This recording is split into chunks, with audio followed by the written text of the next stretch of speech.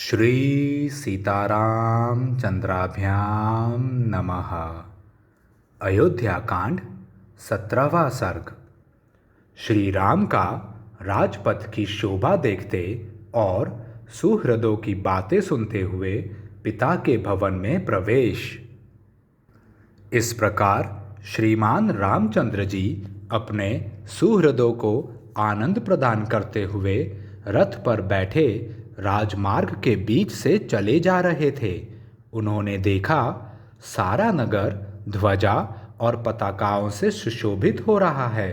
चारों ओर बहुमूल्य अगुरु नामक धूप की सुगंध छा रही है और सब और असंख्य मनुष्यों की भीड़ दिखाई देती है।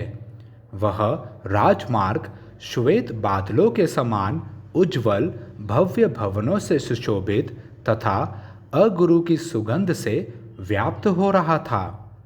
अच्छी श्रेणी के चंदनों, अगुरु नामक धूपों, उत्तम गंध द्रव्यों, अलसी या सन आदि के रेशों से बने हुए कपड़ों तथा रेशमी वस्त्रों के ढेर, अनबिंधे मोती और उत्तमोत्तम स्फटिक रत्न उस विस्तृत एवं उत्तम राजमार्ग की शोभा बढ़ा रहे थे। वह नाना प्रकार के पुष्पों तथा भांति भांति के भक्ष्य पदार्थों से भरा हुआ था।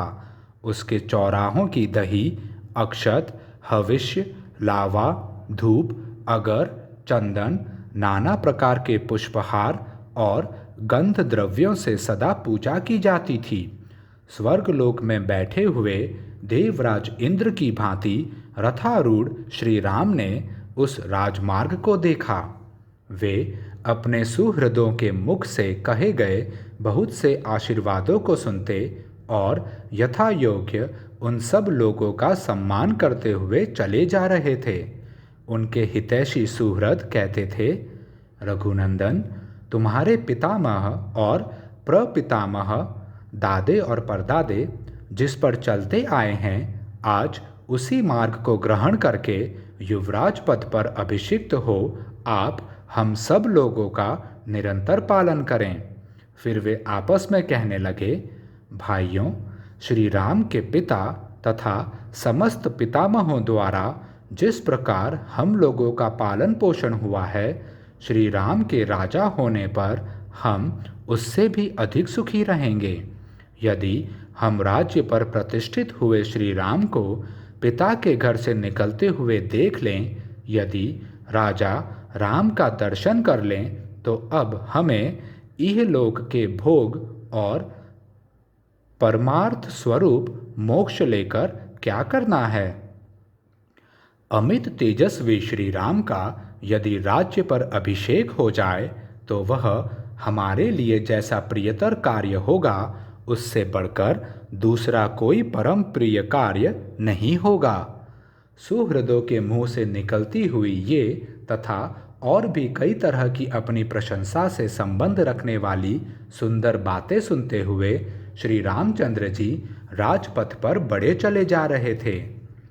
जो श्री राम की ओर एक बार देख लेता, वह उन्हें देखता ही रह जाता था।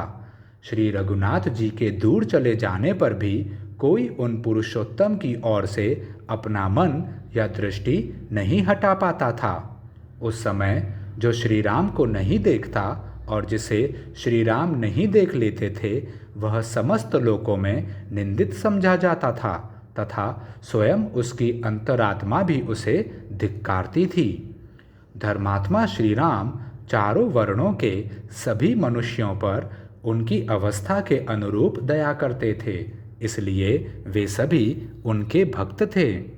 राजकुमार श्री राम चौराहों, देवमार्गों, चैत्य वृक्षों तथा देव मंदिरों को अपने दाहिने छोड़ते हुए आगे बढ़ रहे थे।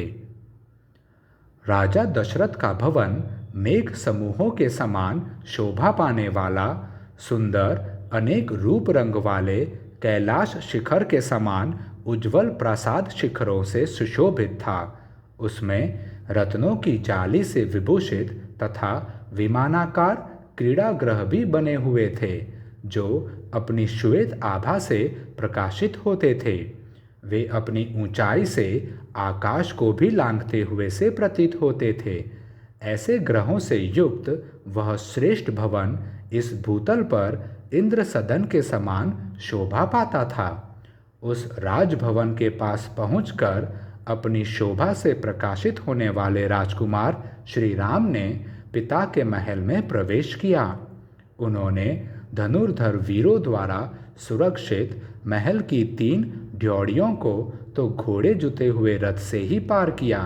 फिर 2 ड्योढ़ियों में वे पुरुषोत्तम राम पैदल ही गए। इस प्रकार सारी ड्योढ़ियों को पार करके दशरथ नंदन श्री राम साथ आए हुए सब लोगों को लौटाकर स्वयं अंतःपुर में गए।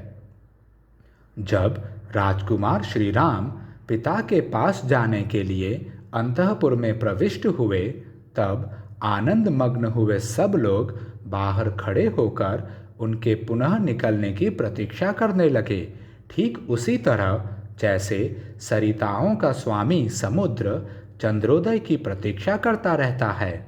इस प्रकार श्री वाल्मीकि निर्मित आर्ष रामायण आदि काव्य के अयोध्या कांड में 17वां सर्ग पूरा हुआ।